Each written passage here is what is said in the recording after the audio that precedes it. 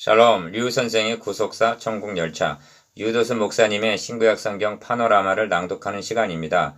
지금은 사사기 파노라마 13장입니다. 이스라엘의 구원자 삼손.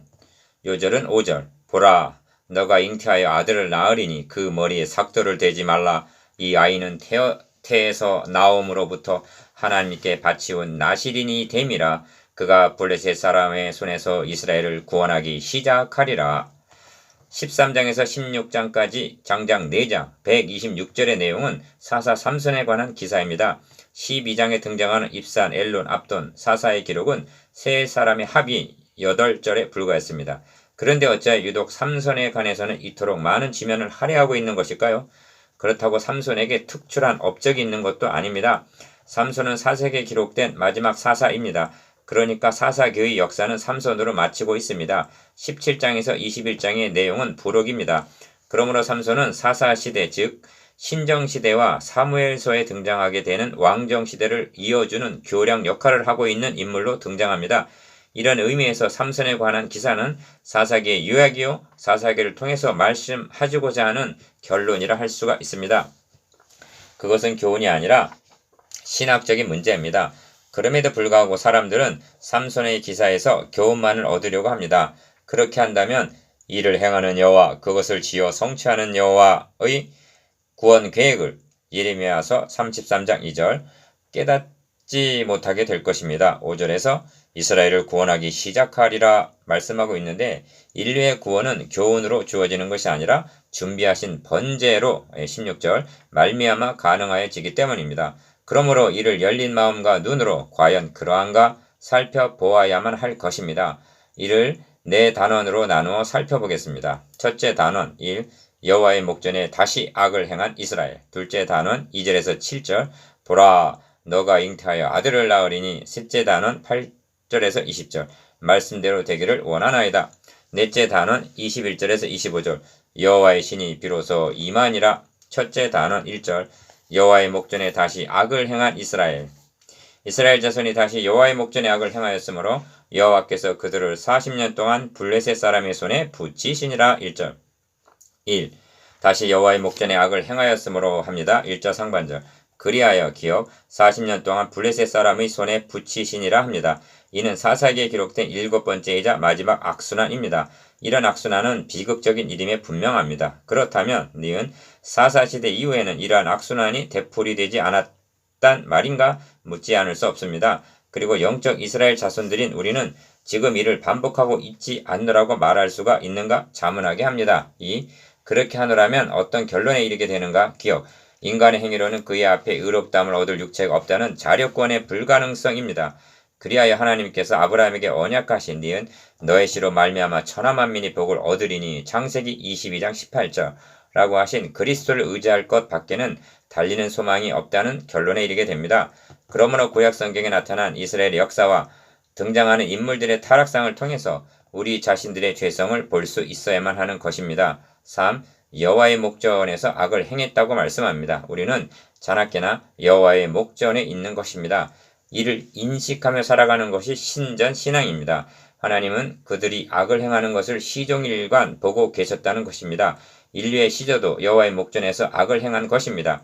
하나님께서는 아브라함이 언약을 믿지 못하고 여종 하갈을 취하여 이스마엘을 낳자 너는 내 앞에서 행하여 완전하라 책망하셨습니다. 문제는 이스라엘 자손들이 아니라 우리들도 여호와의 목전에서 어떻게 행하고 있느냐가 문제입니다. 4. 그리하여 이스라엘을 40년 동안 블레셋 사람의 손에 붙이셨다고 말씀합니다. 기억 온니올 사사 때는 구산 리사다임에게 8년 3장 8절 니은 에웃 사사 때는 아말렉에게 18년 3장 14절 지긋 드보라 사사 때는 가나안 왕 야빈에게 20년 4장 3절 리을 기드온 사사 때는 미디안에게 7년 동안 6장 1절 미음 입다 사사 때는 암몬에게 18년 동안 10장 8절 붙이셨는데 삼손 때는 무려 40년이라고 말씀하고 있습니다. 이것이 무심한 일로 여겨지지가 않습니다. 왜냐하면 성경에서 40이란 이스라엘의 40년 광야 생활, 주님의 40일 광야 시험 등 상징성이 있기 때문입니다. 둘째 단원 2절에서 7절 보라 너가 잉태하여 아들을 낳으리니 소라 땅의 단지파의 가족 중 마노아라 이름하는 자가 있더라. 그 아내가 잉태하지 못함으로 생산치 못하더니 2절 1. 먼저 주목해야 할 점이 있는데 첫 절에서 40년 동안 블레셋 사람의 손에 붙이시니라 하고는 다음 절에서 당연히 나올 법한 백성들의 기억, 부르짖음이 없다는 점입니다. 3장 9절, 15절, 4장 3절, 6장 6절, 7절, 10장 10절. 그러니까 사사삼손은 백성들이 부르짖음으로 보내주신 한 구원자가 아니라 하나님께서 주권적으로 그리고 선수적으로 보내주신 사사라는 점은 주목할 만합니다. 2. 그런 의미에서 삼손은 다른 사사들과 몇 가지 차별이 됩니다. 기억, 삼손은 이스라엘이 부르짖음으로 주어진 사사가 아니라 하나님께서 주권적으로 세우신 사사입니다. 그리하여 삼손은 잉태하지 못하던 여인을 통해서 니은 이제 잉태하여 아들을 낳으리라 3절 이라는 약속의 말씀의 성취자로 태어납니다. 11절, 12절, 17절, 23절. 그러므로 삼손은 디귿 태에서 나옴으로부터 하나님께 바치운 나실인 5절, 7절이라 말씀하십니다. 이는 엄청난 차이입니다. 여기에 어떤 의미가 있는 것일까요? 3. 이는 앞으로 사사 삼손의 사역이 어떠하리라 하는 것을 암시해 주고 있습니다. 입다사사는 장로들이 찾아와서 추대함으로 머리가 되었으나 삼손에게는 부르짖음이나 백성들의 추대도 전혀 없는 것입니다. 나중에 보게 되겠습니다만 도리어 유다 사람 3,000명이 삼손을 결박하여 대적 블레셋에게 넘겨주는 것을 보게 됩니다. 15장 12절. 이 점에서 크게 두 가지 의미를 구할 수가 있습니다. 첫째는 기억, 삼손을 사사로 세우심은 백성들이 구했기 때문이 아니라 하나님의 주권적인 섭리에 의해서라는 점입니다. 그리고 그 근거는 쌍방 언약인 율법의 근거에서가 아니라 일방적인 언약인 아브라함의 언약에 근거한다는 점입니다. 둘째는 니은 삼손은 백성들에게 환영을 받는 것이 아니라 배척을 당하게 되고 결국 블레셋과 단신으로 외로운 싸움을 싸울 수밖에 없다는 점입니다. 이를 좀 더 살펴보도록 하겠습니다. 고독한 사사 삼손 1. 하나님께서 처음에 사사를 세우실 때 한 구원자 3장 9절 15절이라 말씀하심을 유념할 필요가 있습니다. 그리고 구속사의 맥락에서 볼 때 사사 즉 한 구원자란 이는 그가 자기 백성을 저희 죄에서 구원할 자이심이라 하신 마태복음 1장 21절 예수 그리스도에 대한 예표라는 점입니다. 이 점을 어느 사사보다도 예표하고 있는 것이 삼손입니다. 2. 여호와의 사자가 그 여인에게 나타나시고 그에게 이르시되 보라 너가 본래 잉태하지 못함으로 생산치 못하였으나 이제 잉태하여 아들을 낳으리니 합니다. 3절 기억 삼손은 잉태하지 못하던 여인을 통해서 마치 사라가 이삭을 낳듯이 태어나게 됩니다. 이 말씀을 대하면서 천사가 마리아에게 나타나 니은 보라 너가 수태하여 아들을 낳으리니 그 이름을 예수 자기 백성을 저희 죄에서 구원할 자라 하라. 누가복음 1장 31절 라고 한 주님의 탄생 과정을 연상한다는 것은 자연스러운 일입니다. 이렇게 말한다고 해서 삼손이 성령으로 잉태한 것이라 말해서는 아니 됩니다. 그는 예표의 인물이기 때문입니다. 3. 4절 5절에서 말씀하고 있는 여호와의 사자의 말을 요약하면 성별과 헌신입니다. 성별은 거룩한 구별. 기억 너는 삼가서 포도주와 독주를 마시지 말며 무릇 부정한 것을 먹지 말지니라 합니다. 4절 이는 태어날 아이가 거룩하게 구별된 자임을 의미합니다. 니은 그 머리에 삭도를 대지 말라. 이 아이는 태에서 나옴으로부터 하나님께 바치운 나실이니 됨이라 하십니다. 5절 상반절 이는 하나님께 바치운 헌신된 자임을 의미합니다. 4. 그가 블레셋 사람의 손에서 이스라엘을 구원하기 시작하리라 하십니다. 5절 하반절 태어난 아기가 이스라엘의 구원자라고 말씀합니다. 어찌하여 여호와의 사자는 이 소식을 남편 마노에게 전하지 아니하고 그 아내에게 그것도 혼자 있을 때 전했을까? 아담이 원복음을 듣고 아내를 하와 산자의 어미라 함과 같이 그리스도가 여자의 후손으로 오실 것이라 하심과 유관한 것은 아닌가? 5. 여호와의 사자로부터 기쁜 소식을 받은 여인은 사자의 메시지를 남편 마노에게 전합니다. 전달하는 여인의 말을 보면 그가 여호와의 사자의 말을 정확하게 알아들었음이 확인이 됩니다. 이 아이는 태에서 나옴으로부터 죽을 날까지 하나님께 바치운 나실인이 됨이라 하더이다 7절 하고 말하고 있기 때문입니다. 셋째 단원 8절에서 20절 말씀대로 되기를 원하나이다. 마노아가 여호와께 기도하여 가로되 주여 구하옵나니 주의 보내셨던 하나님의 사람을 우리에게 다시 임하게 하사 그러 우리가 그 낳을 아이에게 어떻게 행할 것을 우리에게 가르치게 하소서. 8절 1. 기쁜 소식을 전해 들은 마노아는 하나님의 사람을 우리에게 다시 임하게 하사 그러 우리가 그 낳을 아이에게 어떻게 행할 것을 우리에게 가르치게 하소서 하고 구합니다. 8절 여기서 태교의 중요성을 강조한다면 유익한 교훈이 될지라도 그것은 주제에서 벗어나는 것이 됩니다. 왜냐하면 다시 태어난 여호와의 사자는 내가 여인에게 말한 것들을 그가 다 삼가서 하고 13절 이미 여인에게 말한 것을 되풀이할 뿐 태교가 될 만한 새로운 말씀을 하고 있지 않기 때문입니다. 그렇다면 핵심이 어디에 있는가? 이 여호와의 사자가 아들을 낳으리라 하고 전해준 기쁜 소식입니다. 마노아는 이 약속의 말씀을 믿었던 것입니다.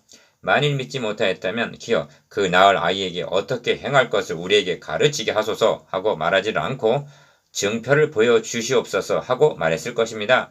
그러므로 본 단원의 핵심은 말씀에 있습니다. 마노아는 여호와의 사자를 만나자 니은 당신이 이 여인에게 말씀하신 사람이니까 하고 묻습니다. 그리고 당신의 말씀대로 되기를 원하나이다. 12절 상반절 하고 믿음을 고백합니다. 또한 17절에서 당신의 말씀이 이룰 때 우리가 당신을 존숭하리이다 하고 말합니다. 이 장면은 우리로 하여금 마리아가 주의 계집종이 오니 말씀대로 내게 이루어지이다 하고 누가복음 1장 38절 받아들이는 장면을 연상하게 합니다. 3. 마노아는 여호와의 사자를 접대할 마음으로 우리가 당신을 위하여 염소 새끼 하나를 준비하게 하소서 하고 말합니다. 15절 여기 중요한 말씀이 등장합니다. 여호와의 사자는 내가 너의 식물을 먹지 아니하리라 하고 거절하기만 한 것이 아니라 번제를 준비하려거든 마땅히 여호와께 드릴지니라 하고 16절 번제를 말씀하고 있기 때문입니다. 이 장면에서 번제라는 말이 어째서 중요한 의미를 갖게 되느냐 하면 이 아이는 태에서 나옴으로부터 죽을 날까지 하나님께 바치운 나시린이 됨이라 7절 5절 이라는 말씀과 결부되기 때문입니다. 이를 결부해서 말한다면 태어날 아이는 하나님께 드릴 번제물이라는 의미가 되는 것입니다. 번제를 준비하려거든. 1. 번제를 준비하려거든 이라는 말씀을 구속사의 맥락에서 바라본다면 엄청난 의미가 내포되어 있는 말씀임을 깨닫게 됩니다. 하나님은 아브라함에게 기억 너의 아들 너의 사랑하는 독자 이삭을 번제로 드리라 명하십니다. 그리고 성령께서는 이삭의 입을 통해서 문제를 제기합니다. 니은 번제할 어린 양은 어디 있나이까? 하나님은 아브라함을 선지자로 사용하셔서 대답하십니다. 디귿 번제할 어린 양은 하나님이 자기를 위하여 친히 준비하시리라. 그리고 성령께서는 신약성경을 통해서 해설해 주십니다. 리을 하나님이 제사와 예물을 원치 아니하시고 오직 나를 위하여 한 몸을 예비하셨도다. 히브리서 10장 5절 번제를 준비하려거든 하나님께서 친히 준비하신 번제는 짐승이 아니라 한 몸, 곧 자기 아들이셨습니다. 그러므로 당신의 이름이 무엇이니까 당신의 말씀이 이룰 때 우리가 당신을 존숭하리이다 하고 17절 묻는 말에 내 이름은 기묘자니라 하고 대답하십니다. 18절 여호와의 사자가 기묘자라면 그분은 바로 번제할 어린 양 그리스도 장본인이었던 것입니다. 이사야서 9장 6절 3. 이에 마노아가 염소 새끼 하나와 소제물을 취하여 반석 위에서 여호와께 드리매 19절 불꽃이 단에서부터 하늘로 올라가는 동시에 여호와의 사자가 단 불꽃 가운데로 쫓아 올라간지라 합니다. 20절 매튜 헨리는 이 장면을 염소와 송아지 피로 아니하고 오직 자기 피로 영원한 속죄를 이루사 단번에 성소에 들어가셨느니라 한 예표로 보고 있습니다. 히브리서 9장 12절 마노아와 그 아내가 이것을 보고 얼굴을 땅에 대고 엎드리니라. 이제야 여호와의 사자의 정체를 깨닫게 되었단 말인가? 4. 두 마디만 묻고 싶습니다. 첫째는 기억 너희는 나를 누구라 하느냐 하신 마태복음 16장 15절의 주님의 물으심입니다. 둘째는 니은 그가 우리를 위해서 무엇을 해 주셨는가? 설교자들이 그리스도가 누구이신가? 그런 그분이 우리를 위해서 무엇을 해 주셨는가를 망각하지만 않는다면 오늘까지라도 구약을 읽을 때 그 수건이 오히려 그 마음을 덮고 고린도 후서 3장 14절 15절 그 마음을 덮고 있어서 그리스도의 영광의 복음의 광채를 보지 못하는 우매함은 범하지 않게 될 것입니다. 그리고 우리도 바울 사도처럼 내게는 우리 주 예수 그리스도의 십자가 외에는 결코 자랑할 것이 없나니 갈라디아서 6장 14절 하고 그분만을 자랑하고 증거하게 될 것입니다. 왜냐하면 이보다 더한 온 백성에게 미칠 큰 기쁨의 소식이 달리는 없기 때문입니다. 누가복음 2장 10절. 우리는 그 기쁜 소식의 그림자를 대하고 있는 것입니다. 넷째 단원 21절에서 25절. 여호와의 신이 비로소 임하니라. 여호와의 사자가 마노아와 그 아내에게 다시 나타나지 아니하니 마노아가 이에 여호와의 사자인 줄 알고 21절 1. 그 아내에게 이르되 우리가 하나님을 보았으니 반드시 죽으리로다 하고 말합니다. 22절. 마노아의 말은 맞는 말입니다. 하나님께서 친히 너가 내 얼굴을 보지 못하리니 나를 보고 살 자가 없음이니라 하고 말씀하셨기 때문입니다. 출애굽기 33장 20절 2. 그런데 마노아의 아내는 무엇이라고 말하고 있는가? 죽지 않으리라는 것입니다. 이 말도 맞는 말입니다. 마노아가 기어 우리가 하나님을 보았으니 반드시 죽으리라 하고 말한 것이 진리임과 같이 그 아내가 죽지 아니하리라 한 말도 더욱 진리인 것입니다. 왜냐하면 마노아가 니은 율법에 근거하여 말한 것이라면 그의 아내는 복음에 근거하여 말하고 있기 때문입니다. 3. 그는 증거합니다. 기어 여호와께서 우리를 죽이려 하셨다면 우리 손에서 번제와 소제를 받지 아니하셨을 것이요 합니다. 23절 상반절. 그렇습니다. 자기 아들을 번제물로 내어주신 것은 우리를 죽이려 하신 것이 아니라 살리려고 하신 것입니다. 니은 이제 이런 말씀도 우리에게 이르지 아니하셨으리이다 합니다. 23절 하반절. 그렇습니다. 우리를 죽이려 하셨다면 아브라함에게 언약을 세워주시지 않으셨을 것이요 다윗에게 영구히 이를 말씀하지 않으셨을 것이요 사무엘하 7장 19절.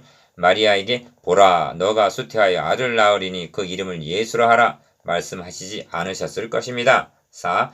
여인이 아들을 낳음에 이름을 삼손이라 하니라. 24절 상반절. 기어 삼손의 어원은 태양이라는 뜻이라고 합니다. 그렇다면 그는 더욱 그리스도에 예표할 것입니다. 과연 암흑한 사사시대의 어둠을 물러가게 할 태양은 떠오를 것인가? 니은 아이가 자라매 여호와께서 그에게 복을 주시더니 합니다. 24절 하반절. 이처럼 유년기의 사랑스러움을 전해주고 있는 사사는 아무도 없습니다. 그리고 디귿 여호와의 신이 비로소 그에게 감동하시니라 합니다. 25절. 이제 사사로서 공생에 접어들었음을 나타냅니다. 주님은 말씀하십니다.